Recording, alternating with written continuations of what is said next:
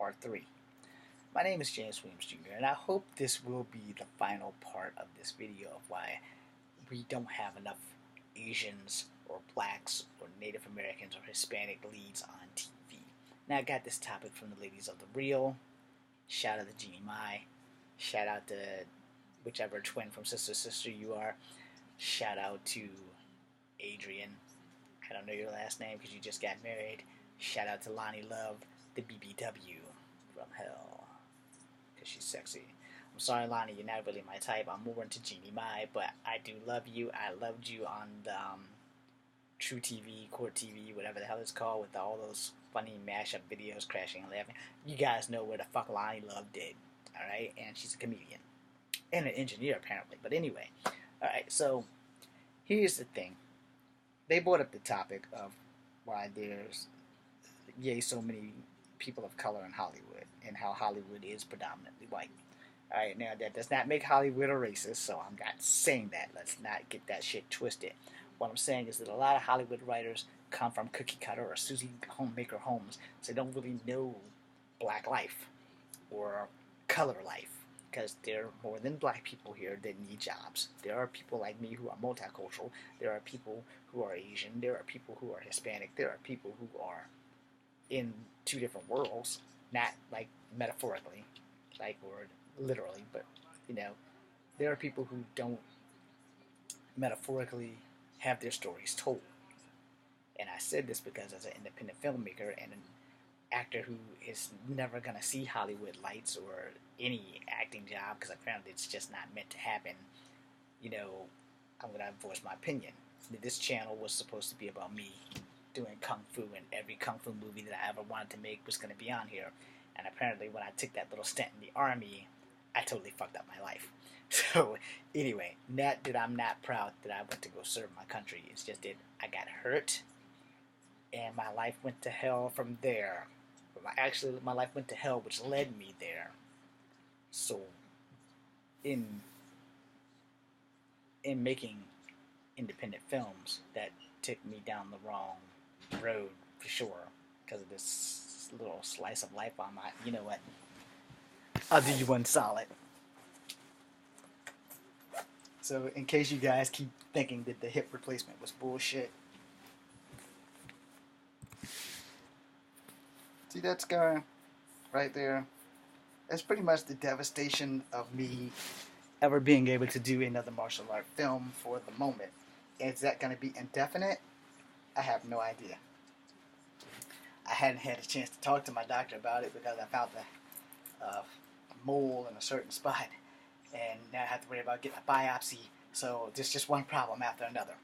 But anyway, the long and short is that we don't have enough people in color writing scripts. We don't have enough people of color being hired to play these characters, which is why we keep finding ourselves asking the same damn question of, hey, where are the brothers at? Hey, where are the Asians at? Hey, where's the Latin people? We don't have that. So we have a table with one girl who's from Sister Sister, who is of multicultural descent. So I guess she falls into my category. Then we have Jeannie Mai, and then we have Lonnie Love, and then we have Miss Adrian from the Cheetah Girls. And here's the thing. It's a multi-conglomerate, and my other favorite female talk shows is the View. And on there we have the badass Whoopi Goldberg. We have Sarah Haynes. We have Sunny Halston, who is of mixed descent. Her dad's black and her mom's Latin. And then we have my loveless Joy Behar. And then we have John McCain's daughter. And we have Paula Ferris. She's the only one that politically I don't like her views. I'm not saying that she's not a beautiful woman. They're all very beautiful women. It's just that I'm really not as fond of Paula as I am of John McCain's daughter. And though they both are the same political affiliation, I think I have more respect for John McCain's daughter just because of the military factor. But they're all hot, so there's no excuse for not looking at beautiful women on TV. But when it comes down to things, I'm more with Whoopi and Joy than anyone else. So, moving back on. The whole thing is that we don't have enough people of color writing scripts. We don't have enough people of color filling these roles, and then they're not in charge. So you might get one or two black people that's in charge, and those people want to write good scripts about black lives, but the problem is we don't know what direction you want to go in when it comes to black people.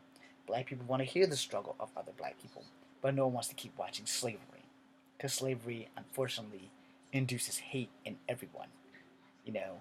And yes, just in case you didn't know, Asians went through some slavery too, all right, to get here. You know, a lot of people don't know that, but yeah, Asians have had been put into slavery, and then with that gold rush thing, there are a lot of unclaimed Asian dead bodies that were killed for discovering gold, and before they got to use it, they were executed by white people that ended their lives. And I'm not directing that as a racist statement. I'm directing that straight as truth because you can ask certain people of Asian descent about unclaimed gold that their family went to go claim and died. All right, and we're not gonna preach all that. We can save that history lesson for another day. What I'm saying is, what I've been trying to say from the whole conglomerate of part one is that, you know, when you don't have Asian writers, you can have a successful Asian TV show outside of an Asian country. When you don't have black writers, you can't have a successful black TV show besides it being on BET and being a black network. You know, you can't have that without them. And the thing is, if we're not hiring people of color and white people and having them mish into a room to sit down and talk about, let's make a movie, let's make a story, let's make a TV show where there's a clusterfuck of everyone. And this way, it can appease everyone and people can be happy. We can have the Native American guy, we can have the Chinese guy. Oh, did I just do that? Now you see what I said. Alright, so we can have a Native American guy and not have him speak like they did in the depicted way back westerns with broken English and stuff.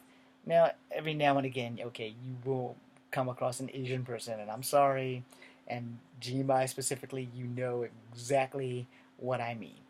You and I have both probably been down this road where you have met an Asian person who speaks English, but if you're not listening, you don't really understand them because it's kind of broken English.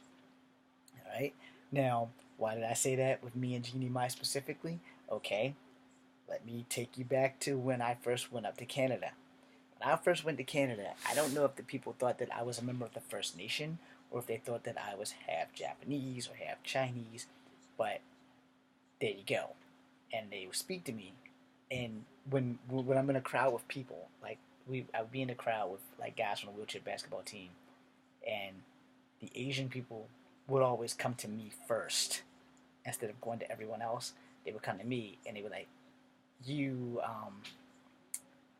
you look like you're one of us, so you could probably translate or talk to them for us." And I'm like, "Well, you know, I don't speak anything but English." And it's like, "Okay, we speak English. It's not perfect, but we do speak English."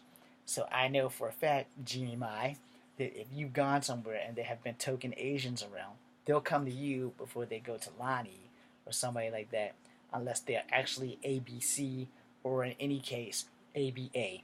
Now, before you guys decide that I'm being a racist, let me explain the ABC. I didn't call anybody a Twinkie, alright? So let me explain the ABC. American born Chinese. And then I put ABA so that I wouldn't have to go through the whole Asian lineup of what part of Asia your people are from. But ABA, American born Asians, okay? So American born Asians, they speak just like I do. They speak perfect fucking English. They can carry on a conversation with you with little to no accent cutting in and fucking up their words, okay? Now, for those guys that aren't ABA and speak English okay enough to become citizens, but not okay enough to where they can break the language barrier, those are the people that I'm talking about. They have come to me and spoke to me instead of speaking to people on the basketball team, and then I'd have to point them to either Rick or Brandon or even Tom, who runs the shit, instead of trying to like explain to them, say, "Hey, look, I just filmed the shit. I don't really have any clout on what they do. I pick the camera up, I put it on the stand, and I turn the dial back and forth and watch the action. And explaining that to them, they're like, "Oh, okay, so you're just a cameraman." Yes, ma'am. I'm just a cameraman. Now, when the camera is rolling and I'm not near it, I will go and talk to them and be like, "Look, I'm not trying to be a douchebag or nothing, but I do speak English. I am not Chinese. I am not Korean. I am not Japanese. I am not Vietnamese. I am not Filipino. I am of Cherokee Indian descent." When I explained that to them, they're like, "Oh, well, you're still basically one of us because Native Americans are Asian." Now, for a long time, I didn't catch that until I met Inquan, who is the son of a preacher, who is Korean, who broke it down to me, and I lost a bet. So, therefore, I'm very proud of my Native American heritage, and now I understood why my great grandmother Ada didn't look like me. Okay? So, moving on, when you run into people, and this is specifically for Jeannie, Maya, and myself, I can't really say that this probably happened to whichever sister is on there. This probably has happened to her, probably hasn't happened to her, but she said her family's from the Bahamas, so it's more likely that she doesn't have as much Asian in her as she has black and white. Where me being part Cherokee, we have more Cherokee in us than we have of white. So we have more Cherokee and black than we do of white, which is generally why I just say black when I sign an application. So when we go to these places, every time I've gone to Canada, any Asian restaurant I've gone in, I bow and I get bowed to. And it's mostly because my martial art training has taught me that. But also, reading teaches you a lot. And respect goes a long way in every country. So, whenever I've gone to Canada, there's always a Canadian security guard at the Etobicoke gym who treats me like I'm her child. And she's Korean, I think. Let me be politically correct. She is Asian descent. When I go down the block to the Korean store, they treat me as if I am a Korean. I do not speak Korean because I can't remember how to say thank you in Korean. I used to know it, but I don't know it anymore. I still know how to say sheshe, but yeah, that's Chinese. So I thank them in Chinese. They give me a fucking side eye, but they know I'm saying thank you. It's just not in Korean. All right? They don't really get offended by it. They just give me a funny side eye, and they're like, "Yeah, you're trying your damnedest, buddy, but you're failing epically." And they still shake my hand, they still give me a hug, and everything's all cool. All right. Now they're not ran. I haven't bumped into any First Nations people when I've been in Korea Korea. When I've been to Canada because I've only been to Toronto. I haven't been out west where there are more First Nation tribes. As far as I know in Toronto, I have never bumped into a First Nations person. I've only bumped into Koreans and Chinese and Japanese, maybe a couple of Vietnamese people because I've been to some of their restaurants, and they're awesome. But up until OmegaCon, I've never had Filipino food before, and I had that, and that shit was awesome. But anyway, the whole thing is when you don't have a culture on TV, you lose out a lot of stuff. And even if that show only lasts for one season, you should at least attempt it because you never know. All right, I'm gonna go to AZN one more time. I'm pretty sure Ginny Mai and I are the only ones that probably watched it. Lonnie, you don't seem like you would have ever sat long enough to watch a show that you have to read. Even though you're an engineer and a lot of reading is done in engineering, you probably would be like, "Yeah, I'm not going to watch this. I'll just talk to Jeannie," which is probably what you guys do. But when AZN was on, and it was like the best network ever, I'm sorry that it disappeared. I wish that I had money to contribute way back when AZN was on to keep it alive. And it kind of shocked me that nobody from Southern California was really, really contributing to keeping this show going. And it really shocked me that no Asians really tried to help this Asian company stay afloat. And I miss AZN wholeheartedly, not just because of the Asian factor, but they did have Indian stuff from India, the ones with the dots, not the feathers. They had all kinds of different programs on there. My favorite was K-pop. I'm not up to speed on anything. They had J-pop, so I'm not up to speed with Shonan Knife. I'm not up to speed with Papayami Yumi. I'm not up to speed with Nina Kinida. I can't say her name properly. I'm not up to speed with any of my Asian music anymore, and I'm like 2 years behind with Iri Ori because I just got Ignite, and I just got the other song from the other Japanese animated that she does from Trigger. Now, had AZN still been on, I'd still be up to speed with all the stuff that's going on in Japan and in Korea and all the other things. But I'm not, because that's how that works. But I will say this as I close out, because I don't want to get too far more off a topic. When AZN was on, I got my fill of Asian shows. Now, granted, Asian show business works different than American show business. Asian show business, they did have a season of 24, not with Kiefer Sutherland, but it was the same shit. It was just 24. It was just in either Chinese or Japanese, and you had to read it, but it was a good show, you know. One of them also had a porn one, but that didn't come on AZN. And then they had another show about a hotel that only had one season.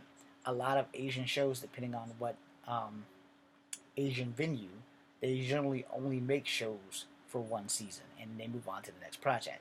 Now, America, we work a little bit different. We want our shows to have more than one season.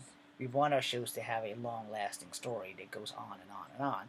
Where in an Asian show generally has one season and just 13 episodes. They start off dull, they get better, they dull, they get better, then they get exceptionally better towards the last two episodes. And they had a kung fu soap opera. I can't remember the name of it, but they had a dude who could control the thunder and the lightning or whatever, and the other guy was like the other element, and they were brothers, and he got knocked out and he lost his memory, and the other one, he went into seclusion and came back full beard and everything. And then they had another show where the guy could talk to ants and snakes and everything. They have some really cool shit. That the problem is here in America is that we don't have stories like that. We don't have writing things and writers that are of those cultures that will write these stories for us, and then we have the feeling that things like this won't sell. Well, I just watched a movie last night that I recorded Friday called King Arthur in the Round Table, which is a low budget movie that was filmed in Thailand, and there were no Asians in it other than the cops. Everyone in the movie knew martial arts. There was one Asian girl who knew martial arts, but she wasn't like a main character. She was just like a challenger or whatever. And then the Knights of the Round Table, they were all, the one true knight got King Arthur's sword and had to pull it out of the neck of a giant ass lady with a robot suit on or whatever, and she died, who was Morgana. And it was a pretty good movie. I would be happy making movies like that. Low budget, straight to video. I'm okay with that. I'm not trying to get into this business to become a megastar. I'm trying to get into this business because making movies make me happy. All right? And everybody deserves to be happy. And if you're working and it makes you happy at what you do, then you're not really working. You're living the dream. Now, the reason why we don't have this in America is because we have a bunch of fear of not making money. We have a bunch of fear of it not selling. We have fear of it not working out. And that's why we have these issues. If I could get Netflix to make my Guardians of the Earth, and we could redo every movie I've done, I would be blessed. So Netflix, if you're listening, there you go. But yeah, the thing is, we don't have the writers that is needed because no one's hiring the writers of color, which is why we have these clusterfuck of problems. So when you guys watch a TV show and you read the credits, because there are names that you'll be like, okay, well, why is this guy the grip? And when I say why is this guy the grip, like, I have one of my favorite martial artists as a friend on Facebook. I don't really talk to him like I should because I don't want him to think that I'm using him as a way to open the door for me. I have another favorite martial artist that I don't have on Facebook. I would love to have on Facebook, but I'm pretty sure that he probably wouldn't do it. But he's also an executive producer, and I would love for both of them to actually make a movie together, and I don't see it happening, but those two are my boy Larry Lamb, aka Wizard from WMAC Masters, and Philip Reeve from The Best of the Best. Now, I would love to see both of them in a Kung Fu mega spectacular, but the thing is, they don't really want to make Kung Fu movies. They want to be known as actors as well. And the thing is, if they weren't Asian, it probably wouldn't be a fucking big deal. But the fact that they're Asian, that they get the stereotypical roles. You understand? And it's just like Al Leong. I think he's still alive. He dies in everything. He's only lived through like maybe 2 movies, and Double Dragon with Mark Dacascos is one of those movies. And, I don't mind being the black Al Leong or the half-breed Al Leong. I'll take it. I'll take whatever job I can get. at this point because at 44, my career needs to start right fucking now. But the problem is that if you don't have writers who have friends who look like me, there's no one who looks like me on TV. Except unless you want me to play Tiger Woods. Yeah, I can play Tiger. I can play drunken, old, fucked up Tiger. That would be me, because I'm only like 3 years older than Tiger, or 4 years older than Tiger. But either way, you don't have multicultural actors. You have one. You have Dwayne The Rock Johnson. Okay, you have him. And he's getting most of the roles. All right, so, oh, don't worry. I'm not bashing him. I'm not angry at him. More power to you, Rocky. But, the thing is that there's not enough. I would love to be in a movie with The Rock. It's never going to happen. But I would love to play his little brother, even though I'm only a year younger than him. I would love to play the role with The Rock. Like, yeah, but I'm not cutting my hair. That's not a fucking option. Anyway, I would love to be in a movie with The Rock. No, I'm not Ernie Reyes Jr. from The Rundown. And yes, I have been mistaken for him at least twice. But he's a little bit lighter than me. Pigmentalia is a big thing. Now, the thing is, I have been mistaken for Ernie Reyes Jr. in my younger days because I had the same hairdo when he had in Ninja Turtles. So, yeah, a lot of people thought that I was him. And I was like, really? If I was Ernie Reyes Jr., you guys honestly think that I would be living in Charlottesville, Virginia, not working? If I was Ernie Reyes Jr., I would be working until I'm dead. I would be making mad kung fu movies. People would hate me, but I don't care because I would be happy making kung fu movies because that's what he's known for. Now, he has played some other roles, and Ernie Reyes Jr. and I are about the same size. I think he might be taller than me by like maybe 2 inches. I think he's 5'5". I'm only 5'3.5". I would love to play in a movie with him. That shit's not going to happen either. And the reason is because I don't know if I'm that good of an actor or not, but I will never know if I'm never given a shot. And if I can't get hired, then we won't know because there are not people who look like me writing scripts. So, in closing, Hollywood needs to hire more people who are of mixed ethnicity. They need to hire more actors of mixed ethnicity and more writers of mixed ethnicity and more producers of mixed ethnicities so our stories can be told too because we do fucking exist. I'm James Williams Jr. I'm sorry for swearing. This is Kung Fu Havoc number 2. Our dog is barking like crazy and I need to go see what the hell's wrong with the little bastard. I'm James Williams Jr. Be seeing you. If I can find the cursor to cut this damn thing off. Oh, sorry, not me. The actual cursor.